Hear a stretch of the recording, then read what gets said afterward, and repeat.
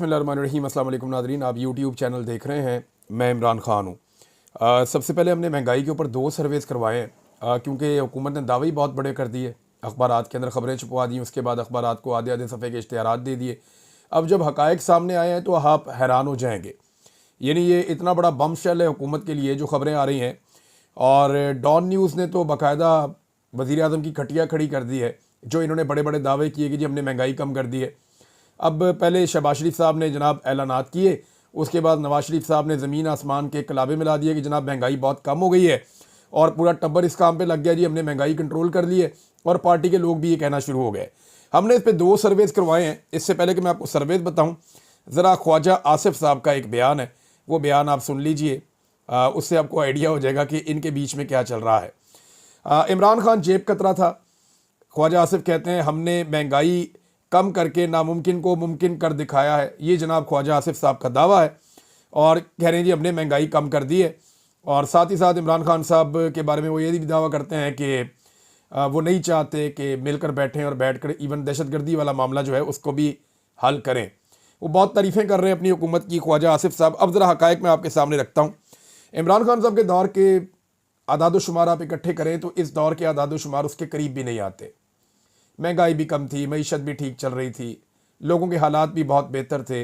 बल्कि इमरान खान साहब ने कोरोना वायरस के बावजूद पाकिस्तान को ऐसे संभाला कि दुनिया भर की मईशतें हैरान रह गई।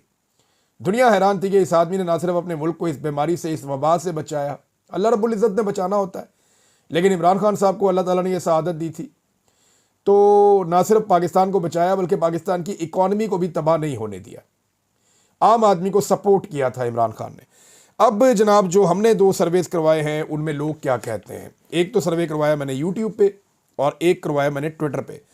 यूट्यूब का जो सर्वे करवाया उसमें जो मैसेजेस लोगों ने लिख कर भेजे वो लगभग 7000 मैसेजेस हैं, और 7000 मैसेजेस में से मैंने बेशतर पढ़े हैं तो मुझे अभी तक एक भी कमेंट ऐसा नहीं मिला जो ये कह रहा हो कि मुल्क में महंगाई कम हुई है। ज़्यादातर कमेंट्स के अंदर, बल्कि सबके अंदर ही 100% जितने मैंने पढ़े हैं उनके अंदर लोग यही कह रहे हैं कि महंगाई बहुत ज़्यादा बढ़ गई है, हमारी कुव्वत ख़रीद कम हुई है और हमारे हालात पहले से ख़राब हुए हैं। बहुत सारे मैसेजेस और पैगामात ऐसे हैं जो मैं आपको पढ़ के भी नहीं सुना सकता, आप ही लोगों ने लिख कर भेजे हैं, लेकिन आपका गुस्सा या आपके अल्फाज की जो शिद्दत है वो उसकी ताब तो मैं भी नहीं ला पा रहा कि मैं ऐसी बातें कह भी नहीं सकता जैसी बातें आपने लिख कर भेज दी हैं। तो इस हुकूमत को चाहिए कि वो जाए हमारे उस वीलॉग में जिसमें हमने लोगों से कहा कि वो बताएं कि क्या वाकई हुकूमती दावे के मुताबिक महंगाई कम हुई है। ज़रा उस वीलॉग पे जाके लोगों के कमेंट्स पढ़ लें, उन्हें आइडिया हो जाएगा कि लोग उनके बारे में क्या सोच रहे हैं। दूसरा, हमने एक सर्वे करवाया था और सर्वे में जो हमने सवाल रखा था वो सवाल मैं रिपीट भी कर देता हूँ आपकी आसानी के लिए, ताकि सबको पता हो कि हमने पूछा क्या था और लोगों ने उसका जवाब क्या दिया है। ये है जनाब वो सर्वे। अभी मैंने आपको ये भी बताना है कि पाकिस्तान तहरीक इंसाफ भी कुछ आदाद शुमार सामने लेकर आई है महंगाई के हवाले से। पहले मैंने आपको कमेंट्स के बारे में बताया, अब मैं आपको सर्वे के बारे में बताऊँ इस वक्त सूरत हाल क्या है पाकिस्तान में हुकूमत की। सर्वे किया था कि क्या आप इस दावे से इत्तफाक करते हैं बिजली की कीमत में रिकॉर्ड कमी, महंगाई 60 साल की कम तरीन सतह पर। इसके 2 ऑप्शन दिए थे, एक हाँ और एक नहीं। इसमें 95% पाकिस्तानी यानी 95% पाकिस्तानी ये कहते हैं कि जनाब वो इत्तफाक नहीं करते, महंगाई बढ़ी है और बिजली भी सस्ती नहीं हुई। उन्हें लगता है कि उनके हालात बेहतर नहीं, और 5% पाकिस्तानी इत्तफाक करते हैं। यही हालात हैं पाकिस्तान में। क्या कह रहे थे सनाउल्लाह मस्ती खेल साहब कि फ़ौज के अंदर सर्वे करवाया गया तो 93 या पता नहीं 96% वो कह रहे थे वो इमरान खान के साथ खड़े हैं। फ़ौज के अंदर से ये पल्स रिपोर्ट आ रही है, ये उन्होंने दावा किया। तो अगर आप इन चीज़ों को देखें तो पाकिस्तान के अंदर से भी हालात ऐसे ही हैं। हम जब बहुत मोहतात होकर बात करते हैं तो हम ये कहते हैं 70-80% अवाम इमरान खान के साथ खड़ी है, तो ये हम कोई एग्जैजरेट नहीं कर रहे होते। इस वक्त ज़मीनी हक़ाइक़ यही हैं कि तमाम तर जुल्म और फस्तायत के बावजूद, तमाम हथकंडों के बावजूद अवाम की अक्सरियत इमरान खान साहब के साथ ही खड़ी है। अब शेख वकास अकरम साहब ने कल हमने ये शिकवा किया था कि उनकी जानिब से कुछ आदाद शुमार आने चाहिए थे, तो उन्होंने अब आदाद शुमार भी दिए हैं। शेख वकास अकरम ये कहते हैं कि इमरान खान के दौर में बिजली का यूनिट 25 रुपये का था, अब 65 रुपये का यूनिट दिया जा रहा है। याद रखें, आपको कोई ये कहेगा कि 45 का यूनिट है, 48 का यूनिट है, कोई ये कहेगा कि यूनिट जो है वो 65 का है, कोई कहेगा 70 का है। तो ये अलग अलग यूनिटों की कीमत है। ये स्लैब सिस्टम चलता है ना, तो कोई भी बंदा झूठ नहीं बोल रहा होता, वो अपने हिसाब से अपने अंदाजे वहाँ से लगा रहा होता है जिस स्लैब सिस्टम को वो देख रहा होता है। तो ये अब उसी स्लैब सिस्टम के ऊपर बता रहे हैं कि एक जो बड़ी स्लैब थी जहाँ पे ज़्यादा बिल आता था, हमारे दौर में या इमरान खान के दौर में यूनिट बिजली का 25 रुपए का था, अब 65 रुपए का फी यूनिट है। और 70% बिजली सार्फिन पर तो 7 रुपए की कमी का इतलाक ही नहीं हुआ। यानी पाकिस्तान में जो बिजली इस्तेमाल करने वाले लोग हैं उनमें 70% ऐसे लोग हैं जो वजीर आजम ने कमी का ऐलान किया है, ये कमी के अंदर उनको टके का फायदा नहीं होगा।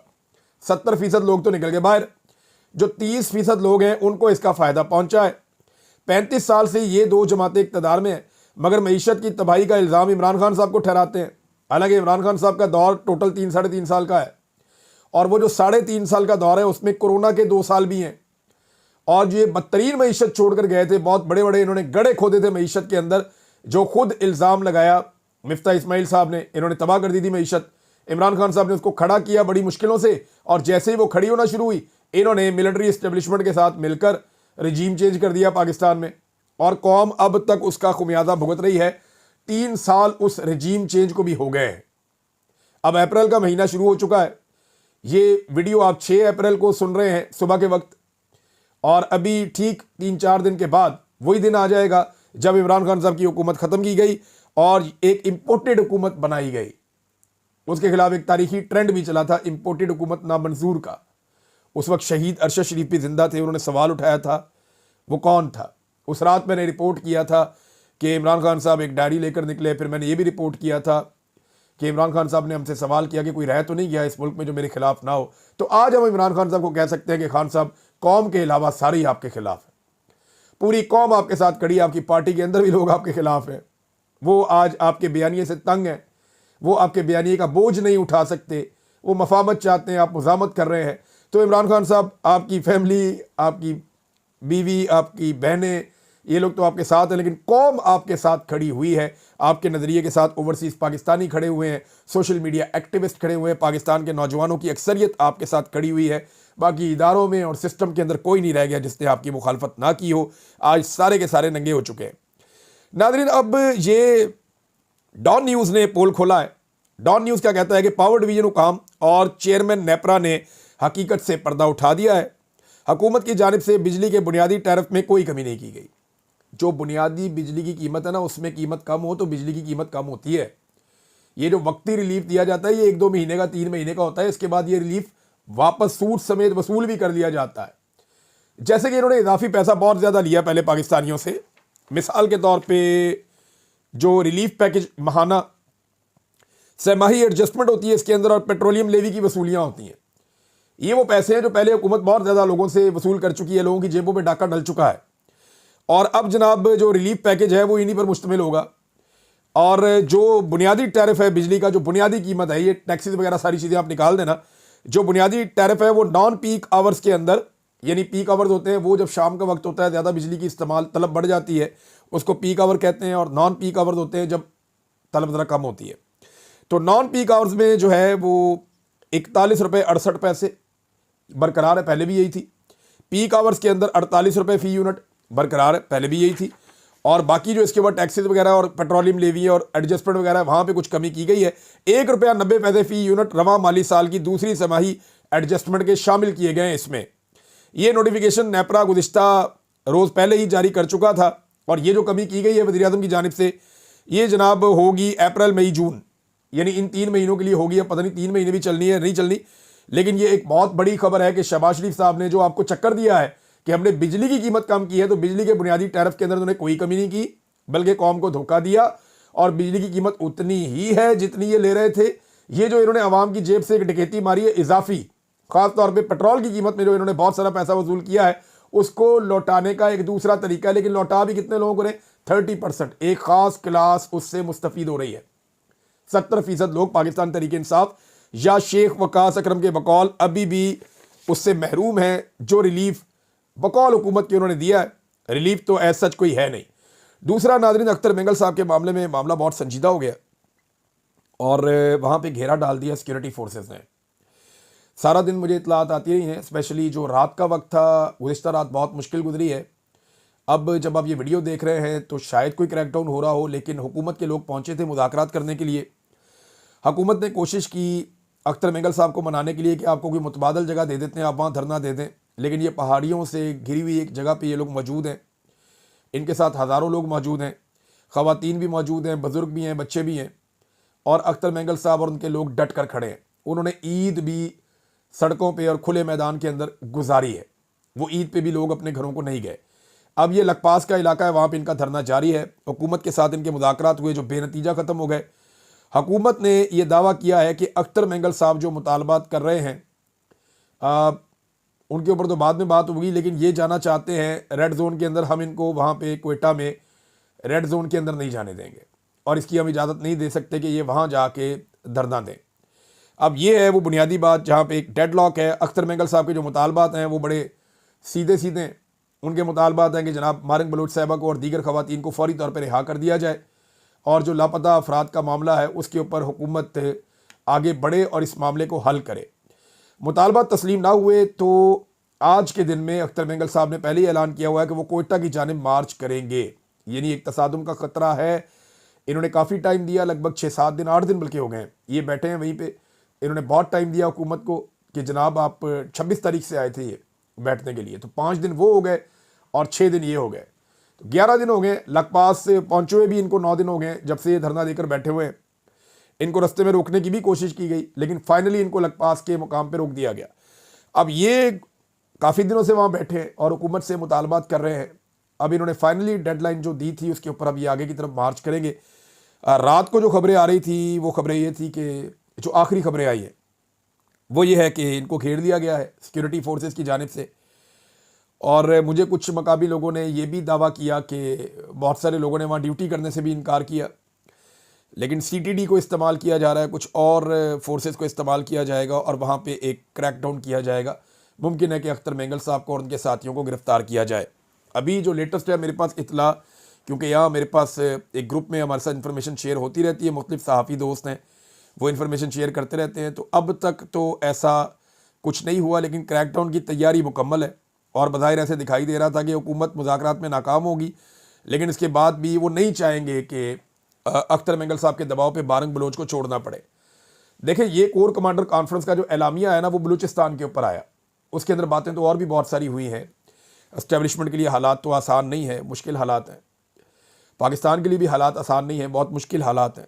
लेकिन एलामिया के अंदर जो बात की गई ना कि इंतशार फैलाने वालों को बलूचिस्तान में नहीं छोड़ा जाएगा, तो वो इंतशार फैलाने वाला एक्चुअली जो पाकिस्तान की मिलिट्री एस्टेब्लिशमेंट है वो मारक बलोच साहिबा वगैरह को कहते हैं। बाकी जो तंजीमें हैं या वो जो उनकी फ़ौज बनी हुई है BLA वगैरह, कलदम तंजीमें, उनको तो वो दहशतगर्द कहते हैं। उन्हें तो वो कहते हैं कि जी वो दहशतगर्द हैं, दहशतगर्द तंजीमें हैं, वो कलदम है, उनके खिलाफ तो अस्करी कार्रवाई होगी। लेकिन ये जो है इनको वो कहते हैं इंतशार फैलाने वाले या सहूलतकारी करने वाले, तो इनके खिलाफ तो कोर कमांडर कॉन्फ्रेंस के बाद भी एलामिया जारी किया गया। तो ऐसा लगता है कि रियासत ने सोचा है कि इनको नहीं छोड़ा जाएगा, मारंग बलोच वगैरह को। अब जो बलोच सरदार हैं वो इस पर डट गए हैं। मुफ्तियों की तरफ से भी आवाज़ उठ रही है, अचकज़ई कबीला वो भी बात कर रहा है, डिफरेंट जो कौम परस्त जमातें हैं वो सारे इस पर बात कर रहे हैं। मालिक साहब, डॉक्टर मालिक, वो इस पर बात कर रहे हैं। यानी जितने बाअसर सरदार हैं बलूचिस्तान के, वो एक एक करके इन खवातीन के हक़ में बाहर निकल रहे हैं। तो बलूचिस्तान के अंदर हुकूमत के लिए, एस्टेब्लिशमेंट के लिए मुश्किलात बढ़ रही हैं। क्या वो इन खवातीन को अपनी मर्ज़ी से देर तक अंदर रख पाएंगे? बारंग बलोच जो है वो वक्तन फ़वक्तन खतूत लिखती हैं। उन्होंने एक ख़त और लिखा है, मैंने वो ख़त पढ़ा, बड़ा दर्दनाक ख़त है। उन्होंने उसमें तफसीलात बताई हैं कि बलूचिस्तान को किस तरह की सूरत हाल का सामना है। उन्होंने बताया कि हमने क्या कुछ बर्दाश्त किया है, हमारे हर दूसरे बलोच घराने के साथ क्या हो रहा है, किस तरह लोगों को जबरी तौर पर लापता किया जाता है, कैसे मसकशुदा लाशें मिलती हैं, किन तकालीफ से ये लोग गुजर रहे हैं। लेकिन बारंग बलोच साथ ही ये भी कहती है कि हम एक कौम बन रहे हैं, हमारी कौमी जद्दोजहद जारी रहेगी। मुझे जेल के अंदर थोड़ी बहुत इतलात मिलती हैं। और फिर उनका जो ख़त है वो बड़ी तफसील के साथ उन्होंने लिखा है। मैंने वो रज़ी ताहिर साहब ने उसको शेयर किया था, वहाँ से मैंने वो ख़त पढ़ा है। तो बारंग बलोच साहिबा के जो खतूत हैं वो पढ़ने से ताल्लुक़ रखते हैं, उनके अंदर वो कुछ हक़ाइक़ बयान करती हैं। साहबजादा हामिद रज़ा के ऊपर जो मुस्लिम लीग नून का मीडिया सेल है उसने अटैक कर दिया है, या उससे जुड़े हुए कुछ लोगों ने अटैक कर दिया है। और अटैक इसलिए किया कि उन्होंने वहाँ बलूचिस्तान में जाकर बलोच बहन भाइयों से माफ़ी मांगी और उन्होंने कहा जी हम देर से आए, ताख़ीर हो गई है, हम आपकी तकलीफ़ समझ नहीं सके, लेकिन हम आपकी तकलीफ़ अब समझेंगे और आपके साथ खड़े होंगे। इस बात के ऊपर जो है वो साहबजादा हामिद रज़ा के साथ गालम गलोच की जा रही है, बदतमीज़ी की जा रही है। लेकिन मेरे ख्याल में साहबजादा हामिद रज़ा साहब ने वो काम किया जो इससे पहले पाकिस्तानी लीडरशिप को करना चाहिए था। मुझे बड़ा खूबसूरत जुमला उनका लगा जो सलमान अकरम राजा साहब ने बोला कि कोई प्यारा पाकिस्तान में इतना प्यारा नहीं है जितने लापता अफराद बलूचिस्तान के प्यारे हैं, यानी उनसे ज़्यादा प्यारा कोई नहीं है, वो भी उतने ही प्यारे हैं जितना कोई और प्यारा हो सकता है। ये उन्होंने बोला और उन्होंने जान की बात की कि इतनी कीमती किसी और की उनसे कीमती जाने तो नहीं है, बाकी लोगों की भी, बलूचिस्तान के लोगों की जान भी उतनी कीमती है। बहरहाल ये आप कैसे कर सकते, देखें इन लोगों ने वहाँ पाकिस्तान जिंदाबाद के नारे भी लगाए और लोगों ने जवाब भी दिया। आप देखें ना, ये सियासी जमात कर सकती है जो चारों सूबों की नुमाइंदगी करती हो। तो पाकिस्तान तहरीक इंसाफ को ये सहूलत है, वहाँ पे लोग पाकिस्तान से कटते जा रहे हैं या पाकिस्तान की रियासत से उनके शिकवे बढ़ते जा रहे हैं, सिक्योरिटी फोर्सेस से वो नाराज़ हैं कि जनाब हमारे लोगों को उठाया जाता है और लापता कर दिया जाता है। वो बहुत तकलीफ में, अजियत में है और अलहदगी पसंदों को इसका फ़ायदा हो रहा है। लेकिन आप देखें पाकिस्तान तहरीक इंसाफ जैसी जमात जब वहाँ पर जाती है तो मकामी लीडरशिप कुछ भी करे, वो अपनी तकरीर के इख्तिताम पे पाकिस्तान जिंदाबाद का नारा लगवाती है और अवाम उनके साथ लगाती है। क्या आप ये नारा नहीं सुनना चाहते? मैं पाकिस्तान की एस्टेब्लिशमेंट से ये पूछना चाहता हूं, पाकिस्तान की एस्टेब्लिशमेंट ये बात सोचे ना कि वहां पे यूनिफॉर्म पहन के नारा लगाना उससे कोई फर्क नहीं पड़ता। जब एक सिविलियन अपने लोगों के साथ खड़ा होकर एक सियासतदान वहां पे नारा लगाता है और बाकी सारे लोग उसका जवाब देते हैं तो उसमें बड़ी पावर होती है। उसमें बहुत ज्यादा तनख्वाहदार का नारा वो नहीं होता जो एक ऐसे आदमी का होता है जो एक पॉलिटिकल एफिलिएशन रखता है, लोगों के साथ उसका एक अलग रिश्ता होता है। लोग तनख्वाह लेने के लिए तो नहीं आते उसके पास, लोग एक उम्मीद के साथ आते हैं। और वहां से अगर पाकिस्तान जिंदाबाद का नारा लगता है तो ये इसमें यकजहती का पूरी पाकिस्तान के अंदर एक पैगाम जाता है। पीटीआई के लोगों का वहां जाना बड़ा मुस्बत था, लेकिन जिस तरह एस्टेब्लिशमेंट के लाडलों ने उनका मजाक उड़ाया, ये बड़ा अनफॉर्चुनेट है। बड़ी बदकिस्मती है पाकिस्तान की कि पाकिस्तान इकट्ठा होने की कोशिश, समेटने की कोशिश कर रहे हैं कुछ लोग, और जो इक़्तिदार परस्त लोग हैं जो इस वक्त इक़्तिदार में हैं वो और ज़्यादा गंद डालने की तरफ खुद को भी राग़िब किए हुए हैं और इसी रास्ते के ऊपर चल रहे हैं। फजलुर रहमान साहब के हवाले से नाज़रीन खबर है, फजलुर रहमान और पाकिस्तान तहरीक इंसाफ में ताल्लुकात पर हुकूमती टीम जो है वो बड़ी खौफजदा है, बल्कि हुकूमत से ताल्लुक़ रखने वाले लोग भी बहुत खौफजदा। एक प्रोग्राम हो गया, ये इतने हवास बाख्ता हो चुके हैं कि फजलुर रहमान साहब का एक पैरोडी अकाउंट है, उसी के ऊपर उठा के पूरा प्रोग्राम पेल दिया। उसका पूरा एक प्रोग्राम का हिस्सा चल गया, सोशल मीडिया के ऊपर मजाक बना हुआ है कि जनाब पैरोडी अकाउंट के ऊपर आप कैसे उठा के प्रोग्राम कर सकते हैं। लेकिन ये बुखलाहट है हुकूमत की कि वो इस तरह के डाटा के ऊपर प्रोग्राम करवा रही है। अब फजलुर रहमान साहब जो है उनके हवाले से हुकूमत को मुझे नहीं लगता कि ज़्यादा परेशान या फिक्रमंद होने की ज़रूरत है। देखिए ना, उनका एक स्टेटमेंट और है, कितना मज़ेदार स्टेटमेंट है। फजलुर रहमान साहब कहते हैं कि 26वीं आईनी तरमीम को नुकसान पहुंचा तो सूद के खात्मे की शिक भी मुतासर हो जाएगी। कैसी बारीक वारदात है कि जनाब ये 26वीं आईनी तरमीम तो अब मुशावरत के साथ लेके आए, अब वो 26वीं आईनी तरमीम जिसने आइन का हुलिया बिगाड़ दिया, वो 26वीं आईनी तरमीम जिसने अदलिया का हुलिया बिगाड़ दिया, फजलुर रहमान साहब उसकी प्रोटेक्शन के लिए खड़े हैं, उसकी हिफाजत के लिए खड़े हैं और वो ये कह रहे हैं कि इसको अगर छेड़ा ना तो सूद वाली शिक वो भी मुतासर हो जाएगी कि 2028 में हमने सूद खत्म करना है। फजलुर रहमान साहब, मैं भी यहाँ पे हूँ, आप भी यहाँ पे हैं। मैं आपको चिट्टे कागज में लिख के देता हूँ कि पाकिस्तान के अंदर जब तक ये निज़ाम चलेगा ना तब तक सूद खत्म नहीं होगा। जब तक ये जालिमाना निज़ाम पाकिस्तान में चलेगा और पाकिस्तान की एस्टेब्लिशमेंट पाकिस्तान को कंट्रोल करेगी, तब तक सवाल ही पैदा नहीं होता कि कभी सूदी निज़ाम खत्म हो जाए। क्योंकि हमारी एस्टेब्लिशमेंट के ताने बाने जाकर मिलते हैं मगरिब के साथ, अमेरिका को ये कभी ना कर नहीं सकते, लिहाजा ये कभी भी सूदी निज़ाम के खिलाफ नहीं जाएंगे। और सूद का निज़ाम तभी खत्म होगा फजलुर रहमान साहब जब इस निज़ाम को आप बदलने में कामयाब हो जाएंगे, अदरवाइज ये निज़ाम सस्टेन करेगा। बेफिक्र हो जाएं आप, ये 2028-2038 भी आ जाए और ये निज़ाम चलता रहे तो पाकिस्तान में सूदी निज़ाम ख़त्म नहीं होगा। तो 26वीं आईनी तरमीम की प्रोटेक्शन के लिए कोई और बहाना ढूंढना चाहिए। नाज़रीन, नॉर्मली मैं इत्तफाक नहीं करता, लेकिन पंजाब की वज़ीर इंफॉर्मेशन ने एक बात बहुत ठीक की है। ये जो चोलिस्तान कैनाल मनसूबा है ना, इस पर उन्होंने कहा जी कि जाके सदर पाकिस्तान से शिकवा करें जिन्होंने उसकी असूली मंजूरी दी है। हमें आप इसके बारे में क्यों कहते हैं? आपको जाके अगर शिकवा करना है, शिकायत करनी है तो सदर पाकिस्तान से करें जिन्होंने इसकी मंजूरी दी है। यानी पीपल्स पार्टी उठ के जो है वो छलांगे मारना शुरू कर देती है कि जनाब नहरें नहीं बनने देंगे, सर कटवा लेंगे, गर्दन कटवा लेंगे। बिलावल ने कहा जनाब हमें हज़ारों साल से, पता नहीं कितनी नस्लों से मैं खेती बाड़ी कर रहा हूँ। बिलावल साहब को मैं चैलेंज करता हूँ, मूली एक उगा के दिखा दें मुझे, या धनिया की फसल लगा के दिखा दें, या कोई छोटी मोटी फसल ही उगा के दिखा दें। आपने ज़िंदगी में कभी गोडी भी की है? आपको पता भी है कैसे होती है? तो किसान अपने आप को कहने से आप किसान नहीं बन जाते। आप जागीरदार तो ज़रूर हो सकते हैं, किसान नहीं हो सकते। और किसान को ही इस बात का अंदाज़ा है कि पानी उसके लिए क्या हैसियत रखता है। आसिफ अली जरदारी साहब ने ज्यादती की है और अब जरदारी साहब आवाम को फेस भी नहीं कर पा रहे। कासिम सूरी साहब ने इस पर एक बात की है जरदारी साहब के कोरोना को लेकर। जरदारी को कोरोना नहीं, कैनाल रोना हो गया है, जिसका वाहिद इलाज नहरों के खिलाफ तकरीर ना करना है। सिंध की नहरों का सौदा करने के बाद अब जब पूरा सिंध जरदारियों और पीपल्स पार्टी के खिलाफ उठ खड़ा हुआ है तो कैनाल रोना तो बनता है, ये कासिम सूरी साहब कह रहे हैं। वैसे भी जब जुल्फिकार जी भुट्टो जूनियर जब से लॉन्च हुआ है, मैं लॉन्च इसलिए कह रहा हूं कि इससे पहले कभी वो हौसला नहीं करता था, सामने नहीं आता था। उसकी वालदा को बहुत खतरा था कि मेरे बेटे को नुकसान ना पहुंचाया जाए, क्योंकि इससे पहले उनका शौहर भी कत्ल हो चुका है, मीर मुर्तज़ा भुट्टो, और उस भुट्टो का इस जरदारी के साथ एक मुखालफत भी रही। और अब भुट्टो का बेटा और जरदारी का बेटा भी आमने सामने है। तो अब भुट्टो का पोता जो है वो लॉन्च हो गया, भुट्टो का नवासा तो पहले ही लॉन्च हो चुका था।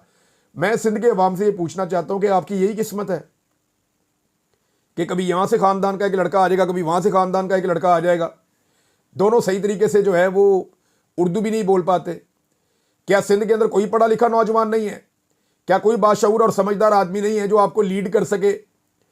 यानी कत्ल हुआ तो उसका नाना भी कत्ल हुआ है ना, कत्ल हुआ तो उसका दादा भी कत्ल हुआ है, और बेशुमार लोग हैं वो भी कत्ल हुए हैं।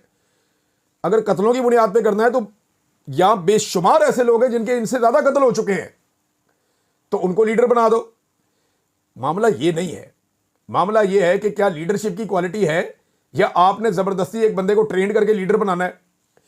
मरूसियत जो है वो सियासत के अंदर जब तक रहेगी तब तक आपको ऐसे लीडर्स मिलते रहेंगे जो सब स्टैंडर्ड होंगे, यानी जिनकी काबिलियत नहीं होगी लेकिन क्योंकि उनके अंदर लीडर का खून बह रहा है या उनके जिस्म के अंदर जो रगों में खून दौड़ रहा है वो एक ऐसे शख्स का है जो माजी में लीडर रह चुका है या बड़े ओहदे पे बैठा रह चुका है, सदर या वजीर आजम रह चुका है, उसका माँ बाप या दादा दादी या नाना नानी।